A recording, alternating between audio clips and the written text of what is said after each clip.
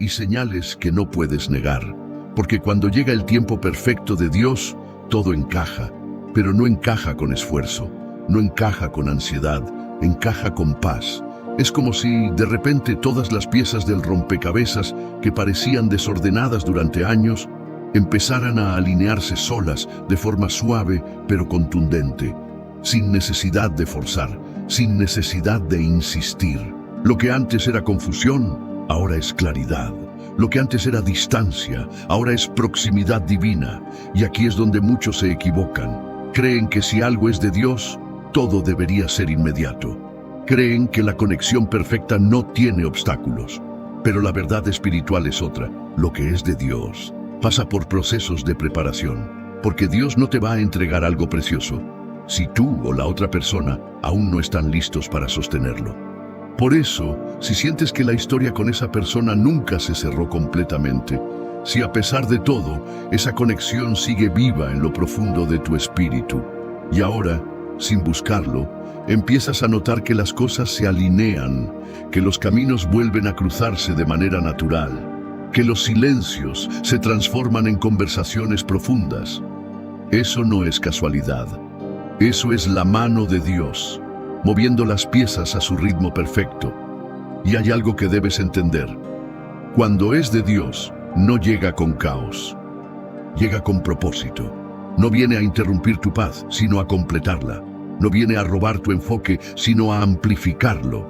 Por eso, si sientes que ahora todo está encajando, no como tú habías planeado, pero sí como tu espíritu lo había presentido, es porque ha llegado el Kairos, el tiempo señalado por el cielo.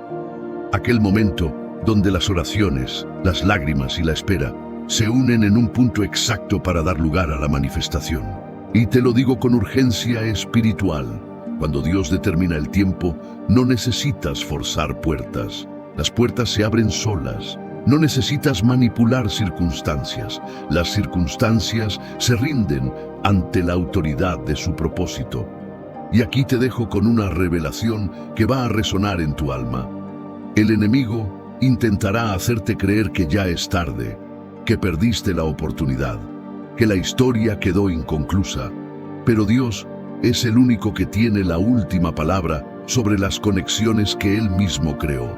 Si hoy estás viendo cómo todo comienza a alinearse, si sientes que lo que antes era imposible ahora fluye con naturalidad, no te preguntes si es coincidencia. Reconócelo como lo que es, un plan divino activándose en el tiempo perfecto. Y no te vayas todavía. Y sabiduría. En los momentos de presión y demandas múltiples, que tu paz gobierne mi corazón y guíe mis decisiones. Concédeme, Señor, un espíritu de discernimiento agudo y claro, una capacidad especial para ver más allá de lo aparente y comprender la verdadera naturaleza de las situaciones que enfrento. Ayúdame a distinguir lo verdadero de lo falso en un mundo lleno de información contradictoria, a separar lo importante de lo urgente cuando las demandas se acumulan y a identificar lo esencial de lo superficial en cada aspecto de mi vida. Que este discernimiento me guíe no solo en las grandes decisiones, sino también en las pequeñas elecciones diarias que van moldeando mi camino. Te ruego que cultives en mi corazón una genuina humildad, una que no sea falsa modestia, sino un verdadero reconocimiento de mi dependencia de ti y de mis propias limitaciones. Que esta humildad me permita aprender de mis errores sin desanimarme, celebrar los logros de otros sin envidia y mantener una actitud de continuo aprendizaje y crecimiento. Ayúdame a ver la grandeza en los demás y a apreciar sus contribuciones, manteniendo un espíritu enseñable que esté siempre dispuesto a crecer y mejorar. Que esta humildad sea el fundamento que guíe cada una de mis interacciones, decisiones y acciones este día. Que me permita recibir críticas constructivas con gratitud, admitir mis errores con honestidad y buscar el consejo de otros cuando sea necesario. Ayúdame a recordar que todo lo que tengo y todo lo que soy es un regalo de tu gracia y que mis talentos y capacidades Son dones que deben ser usados para tu gloria y el beneficio de otro. En mi búsqueda de crecimiento personal y profesional, que nunca pierda de vista la importancia de mantener un corazón puro y una mente clara. Que mis ambiciones estén siempre alineadas con tus propósitos y que mi deseo de éxito nunca comprometa mis valores o mi integridad.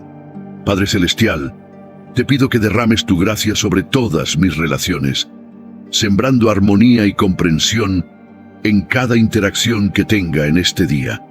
Que tu amor fluya a través de mí en cada encuentro, cada conversación y cada momento compartido con otros.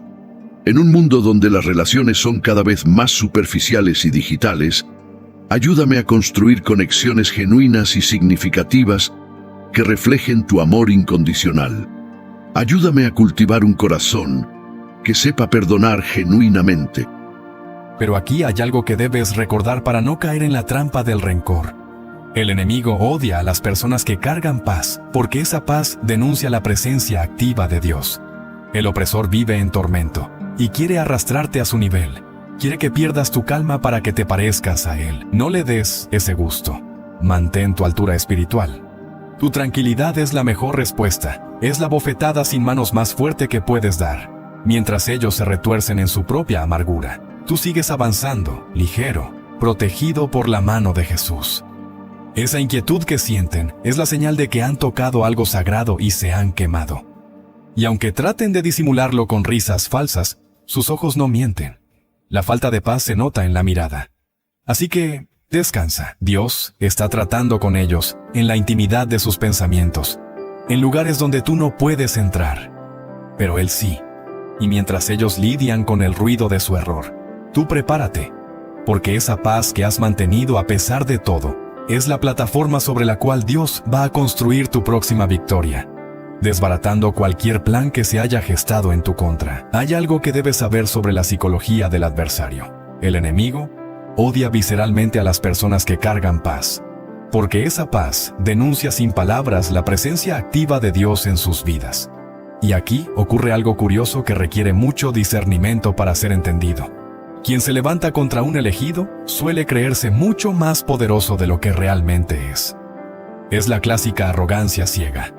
Miran tu silencio prudente y lo confunden con cobardía o debilidad. Se convencen a sí mismos de que sus mentiras van a colar, de que sus alianzas turbias son invencibles y de que su manipulación será eterna. Pero, invariablemente, sus planes caen como un castillo de naipes ante un viento huracanado. ¿Por qué? Porque nada construido sobre el orgullo humano puede resistir la voluntad del Creador. Dios tiene una manera experta de desmontar las estrategias malignas de adentro hacia afuera. A veces, Él permite que parezca que avanzan, solo lo suficiente para que todos vean lo que han hecho. Y entonces, ¡zas!, sopla su aliento y todo se derrumba. El Salmo 33:10 declara con autoridad: El Señor hace nulo el consejo de las naciones y frustra los pensamientos de los pueblos. No importa quién esté detrás de la cortina, ni cuánto poder o influencia crean tener en la tierra, en el momento exacto en que se colocan contra un elegido, el cielo entra en escena y las reglas del juego cambian drásticamente. Volvamos a mirar al faraón, porque su ejemplo es inagotable. Ese hombre tenía soldados de élite, influencia política, riqueza incalculable y toda la autoridad de un imperio a sus pies. Los israelitas, en cambio, no poseían nada de eso. Actúa porque sabe que el precio de interrumpir su disciplina es demasiado alto. Cada vez que cede ante la pereza o la distracción, no solo pierde un día, erosiona su propio carácter y envía a su mente el mensaje de que sus estándares son negociables. Mantener la constancia requiere sistemas. No puede depender únicamente de su memoria o de su fuerza de voluntad. Establecer recordatorios, usar herramientas de organización, planificar con anticipación y crear rutinas sólidas son mecanismos que lo sostendrán incluso en los días difíciles. Y lo más importante, revisar y ajustar esos sistemas de forma regular para asegurarse de que siguen funcionando. El orden no es algo que se logra y se deja en piloto automático. Es algo que se cuida y se refuerza constantemente. También es clave aprender a manejar los retrocesos. Habrá días en los que, por circunstancias fuera de su control, el orden se rompa. Lo importante no es evitar cada tropiezo, sino regresar al camino con rapidez. La diferencia entre un hombre que vive ordenado y uno que vive en caos no es que el primero nunca se equivoque, sino que se recupera más rápido y no deja que un error se convierta en un hábito. Perder un día no significa perder el rumbo siempre y cuando actúe de inmediato para retomar su sistema. La constancia se refuerza cuando entiende que cada acción, por pequeña que parezca, es una inversión acumulativa. Ordenar su escritorio hoy puede no parecer gran cosa, pero si lo hace cada día, evita que el desorden lo alcance. Cumplir con su entrenamiento físico puede no mostrar resultados inmediatos, pero a lo largo de meses y años transforma por completo su capacidad y su salud. Mantener sus finanzas bajo control puede parecer un sacrificio, pero con el tiempo le da libertad para tomar decisiones sin miedo. En última instancia, la constancia no es un acto heroico ocasional. Es un pacto silencioso con usted mismo de que no permitirá que la improvisación ni la dejadez gobiernen su vida. Es aceptar que el orden, una vez alcanzado, debe protegerse con la misma determinación con la que se conquistó, y es comprender que su destino no se construye en un solo momento de esfuerzo, sino en miles de momentos pequeños en los que, a pesar de todo, decide seguir adelante. Cuando convierte la constancia en su aliado, el orden deja de ser una meta y se convierte en una forma natural de vivir, y con ello su control sobre el rumbo de su vida se vuelve prácticamente inquebrantable. Ordenar su vida implica también aprender a gestionar el cambio y la incertidumbre. Por más que organice, planifique y estructure, habrá momentos en los que la vida le presente giros inesperados. Oportunidades que no estaban en sus planes, obstáculos que no había previsto, pérdidas que lo obligan a replantear su camino. Aquí es donde muchos hombres fracasan, porque confunden orden con rigidez. Creen que tener control significa que todo sucederá como lo imaginaron. Y cuando la realidad rompe esa expectativa, sienten que todo su esfuerzo fue inútil. El verdadero orden no es una estructura frágil que se derrumba ante la primera sacudida. Es un sistema flexible que puede adaptarse sin perder su esencia. Aceptar que el cambio es inevitable le da ventaja. Cuando entiende que la incertidumbre es parte del proceso, deja de resistirse y empieza a prepararse para navegarla. Esto significa tener planes alternos, desarrollar habilidades que le permitan moverse en diferentes escenarios y sobre todo fortalecer su mentalidad para que no se paralice ante lo inesperado. Una mente entrenada para adaptarse puede ver oportunidades en medio de la crisis, mientras que una mente rígida solo ve de arrepentimiento en arrepentimiento. Empiezas a moverte con propósito, con paz, con seguridad. Proverbios 3 lo dice claro. Fíate de Jehová de todo tu corazón, y no te apoyes en tu propia prudencia. Reconócelo en todos tus caminos, y Él enderezará tus veredas. Si de verdad quieres ser fuerte mentalmente, tienes que aprender a confiar en Dios más de lo que confías en tus sentimientos. Tienes que aprender a esperar en Él, a pedir dirección, a no tomar decisiones apresuradas solo porque algo parece urgente. Así que la sexta clave para fortalecer tu mente con la fe es esta. Aprende a decidir con fe y no con emociones pasajeras, porque cuando tomas decisiones basadas en la fe y en la dirección de Dios, puedes avanzar sin miedo, sabiendo que estás caminando en el camino correcto. Parte 7. La fe te da paciencia y te enseña a confiar en el tiempo de Dios. Aquí es donde mucha gente se desespera. Quieren respuestas rápidas, soluciones inmediatas, bendiciones express. Quieren que Dios actúe a su ritmo, en su calendario, según sus planes. Pero la fe no funciona así. La fe requiere paciencia. Y no cualquier paciencia, sino la paciencia de confiar en que Dios sabe exactamente lo que hace, aunque tú no entiendas nada en el momento. Mira, vivimos en una época donde todo es instantáneo. Queremos comida rápida, respuestas inmediatas, éxito sin esfuerzo. Y cuando las cosas no suceden en el tiempo que esperamos, entramos en pánico, empezamos a dudar, nos llenamos de ansiedad. Pero Dios no trabaja según nuestro reloj. Él tiene su propio tiempo, y su tiempo es perfecto. Mira lo que dice Eclesiastés 3. Todo tiene su tiempo, y todo lo que se quiere debajo del cielo tiene su hora. No dice, todo tiene que pasar cuando tú quieres. Dice, todo tiene su tiempo. Y aquí es donde la fe juega un papel fundamental. La fe es lo que te permite esperar sin ansiedad, confiar sin desesperarte, seguir adelante sin rendirte, aunque parezca que nada está pasando. Piensa en Abraham. Dios le prometió que sería padre de una gran nación. Pero ¿sabes cuánto tiempo tuvo que esperar para que esa promesa se cumpliera? 25 años. ¿Te imaginas esperar 25 años por algo que Dios te prometió? Hoy en día, si oramos por algo y no vemos resultados en 2 semanas, ya pensamos que Dios no nos escuchó. Pero Abraham siguió creyendo, siguió confiando, y al final vio la promesa cumplida. La paciencia es una de las pruebas más grandes de la fe, porque es fácil confiar en Dios cuando todo se mueve rápido, cuando ves resultados inmediatos. Pero cuando pasan los meses, los años, y parece que nada cambia, ahí es donde realmente se prueba tu confianza en Dios. Y aquí es donde muchos fallan, porque en su desesperación terminan tomando atajos. Hacen las cosas a su manera en lugar de esperar en Dios. Mira a Saúl, por ejemplo. Para los que hacen iniquidad. David falló en su papel tanto como padre, como autoridad constituida. El tercer error, quizás el más devastador, fue permitir que su pasado comprometiera su presente. Algunos estudiosos sugieren que David pudo haberse sentido descalificado para castigar a Amnón debido a su propio pecado con Betsabé. En segundo libro de Samuel, capítulo 12, versículos 10 a 11, el profeta Natán había profetizado que la espada nunca se apartará de tu casa como consecuencia de sus acciones. Sin embargo, esta profecía no era una excusa para la inacción, sino una advertencia que debería haberlo hecho más vigilante. Como líder familiar, David demostró una tendencia peligrosa a evitar conflictos necesarios. En primer libro de Reyes, capítulo 1, versículo 6, refiriéndose a otro de sus hijos, Adonías, las Escrituras nos dicen que su padre nunca lo había contrariado en todos sus días, diciéndole, ¿por qué haces así?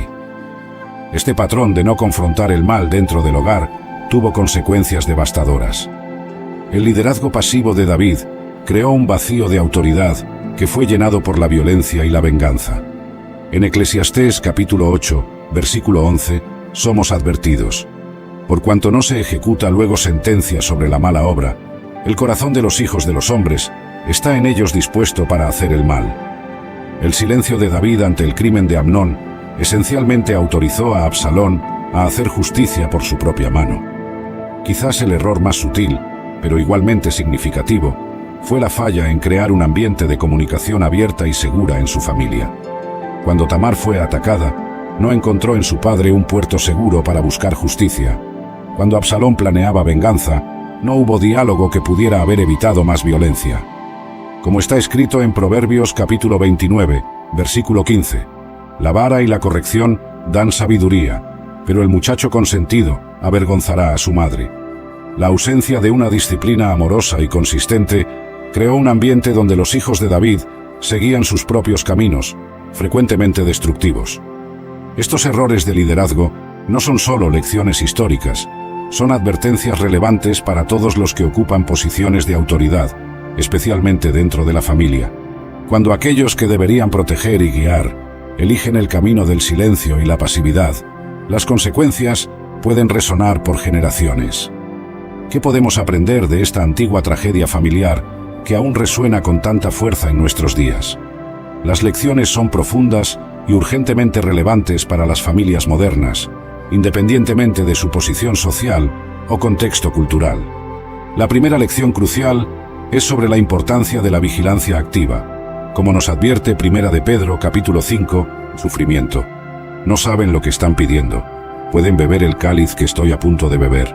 Cuando Jesús oró al Padre, deja pasar de mí este cáliz, estaba expresando el deseo humano natural de evitar el dolor y el sufrimiento.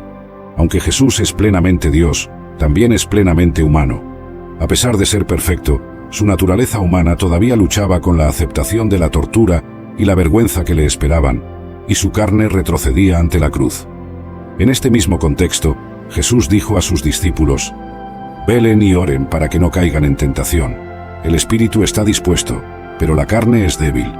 Cuando Jesús oró, «Deja pasar de mí este cáliz», estaba luchando contra los deseos de su carne, que anhelaba la autopreservación y el confort. La lucha fue intensa. «Estoy profundamente triste hasta la muerte. Quédense aquí y velen conmigo». Esta oración, más que cualquier otra cosa, demuestra que Jesús era, en todos los sentidos, plenamente humano. Jesús tenía conocimiento previo de lo que estaba por venir. El tormento que estaba a punto de pasar sería más que físico, sería también mental y espiritual. Jesús sabía que era el plan de Dios que fuera crucificado, que Dios quería que Él fuera traspasado por nuestras transgresiones, molido por nuestras iniquidades. El castigo que nos trae la paz estaba sobre Él, y por sus heridas fuimos curados. Jesús sabía que esa era la voluntad de Dios.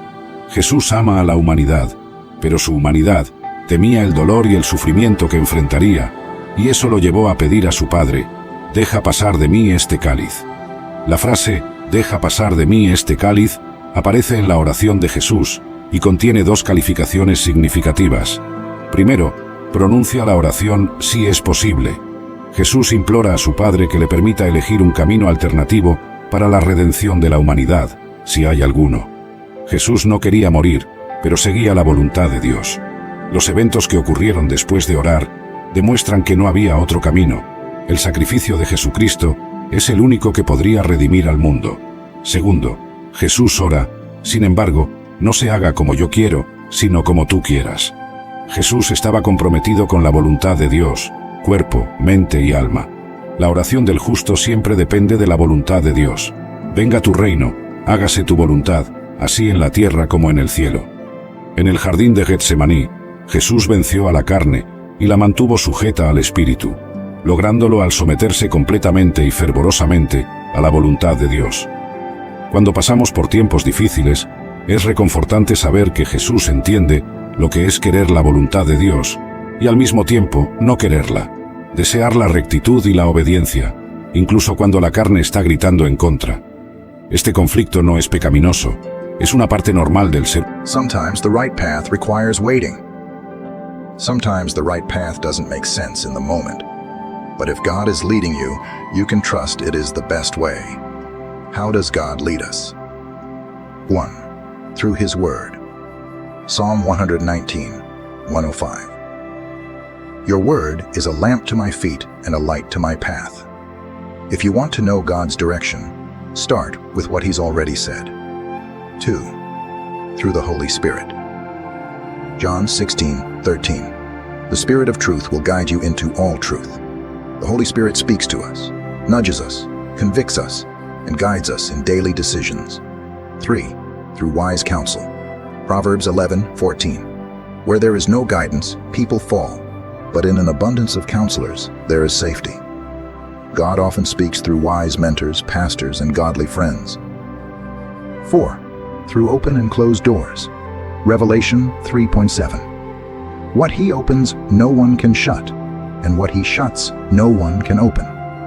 Sometimes God leads by closing doors that aren't meant for us and opening doors we never expected.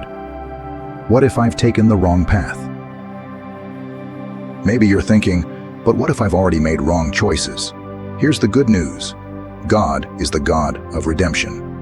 He can take your wrong turns and still get you to the right destination. Romans 8:28. All things work together for good for those who love God. Think about a GPS. Even if you take a wrong turn, it recalculates and still gets you where you need to go. God does the same with your life. The hidden secret. Your purpose is bigger than you. Notice the last part of the verse. For His name's sake. This isn't just about you. God's path for your life isn't just for your happiness. It's for His glory. He leads you because your life is meant to reflect His goodness.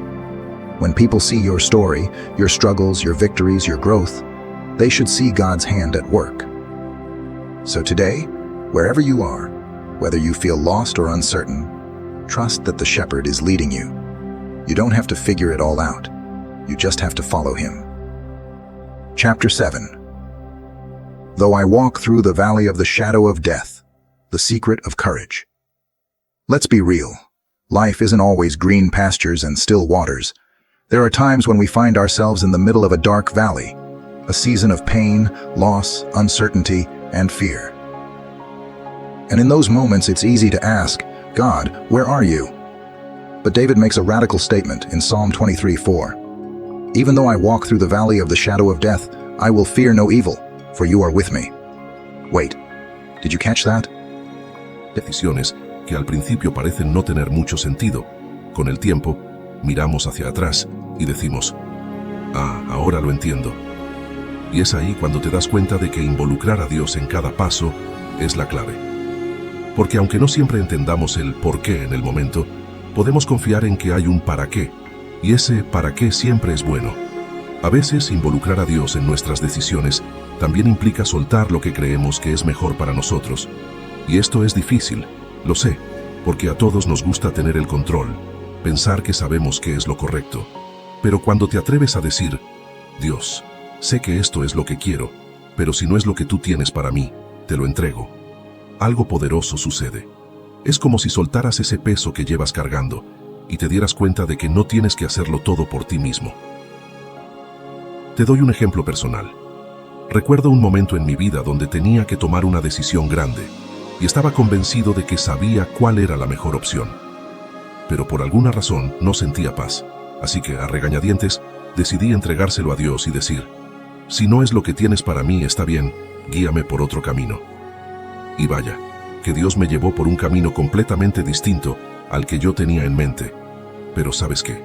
Al final fue mucho mejor de lo que jamás habría imaginado. Eso es lo que sucede cuando dejas que Dios esté en el centro de tus decisiones. Así que, en resumen, cuando te enfrentas a una decisión, grande o pequeña, haz una pausa, busca a Dios primero y confía en que Él te guiará. A veces te llevará por caminos que no esperabas, pero te prometo que esos caminos siempre te llevarán al lugar correcto. Sigamos entonces con el tema de las relaciones, porque, seamos honestos, nuestras relaciones pueden ser una de las áreas más desafiantes de nuestras vidas. Ya sea con amigos, familia, pareja o incluso compañeros de trabajo, las relaciones son complicadas. Pero aquí está la clave: cuando involucras a Dios en tus relaciones, todo cambia. No porque las personas cambien de repente, sino porque cambias tú, y eso marca una diferencia enorme. Primero, vamos a lo básico. ¿Cómo podemos realmente invitar a Dios a nuestras relaciones? Y no hablo solo de orar para que alguien cambie o para que las cosas mejoren, sino de poner a Dios en el centro de cómo te relacionas con los demás. ¿Qué significa esto? Pues empieza con algo tan simple como tratar a las personas con el mismo amor y paciencia con el que Dios te trata a ti. Piénsalo de esta manera: todos tenemos momentos en los que nos frustramos con alguien, ya sea porque no actúan como esperábamos o porque nos han hecho daño. Es natural, somos humanos, y las relaciones no son perfectas. Pero cuando traes a Dios a la ecuación, te das cuenta de que el amor que Él nos muestra es incondicional, incluso cuando fallamos, incluso cuando no lo merecemos.